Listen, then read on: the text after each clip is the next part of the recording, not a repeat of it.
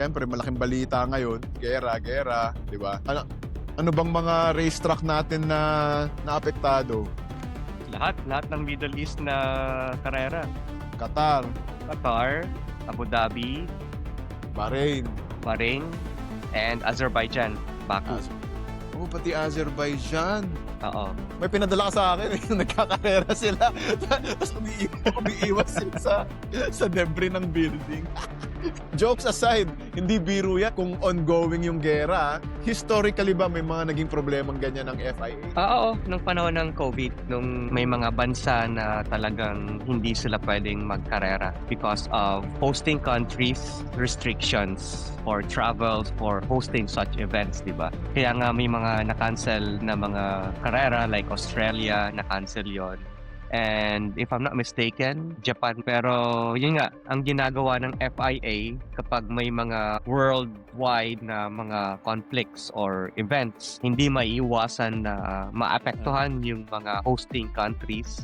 May mga racetrack or mga bansa na magkakaroon ng double weekend. Hindi kukuha ng bagong racetrack. Hindi sila magpapasok ng Portimao.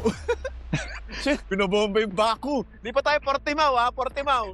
Lipat nyo lahat ng gamit doon. Ngayon, dali. Biglang nagtawag sa Pilipinas, "Oy, pwede ba kayo dyan?" Open dyan, walang barilan. Ay, hindi sila nagpapalit ng hindi sila naglalagay ng bago. Yes. Okay. Ginawa nila yan sa Sakir, sa Bahrain nung COVID time na 2 race weekend sa Sakir.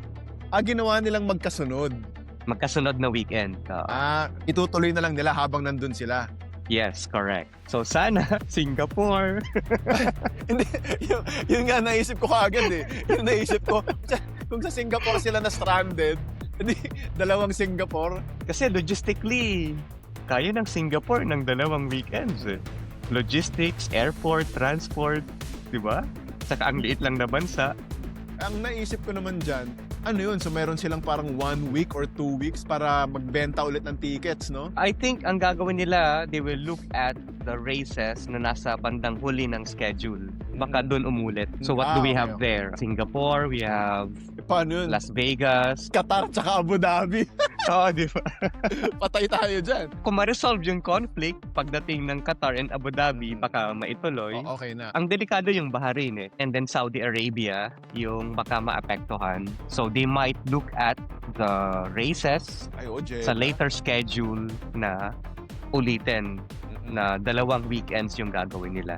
Magdadasal si Parendax na rin season finale sa Singapore. 3-way tie. Max, Kimi, tsaka George. Oh yes. Mahal mo, 4-way tie pa. Pati Leclerc. Wala na, sasanglanan ni Dax yung mga nasa likod ng upuan niya dyan. Oy, paring Chad, pumunta ka na dito kung may 2 weekends. Tignan natin, pre. Tignan natin. Maghahanap ako ng mga isasangla dito.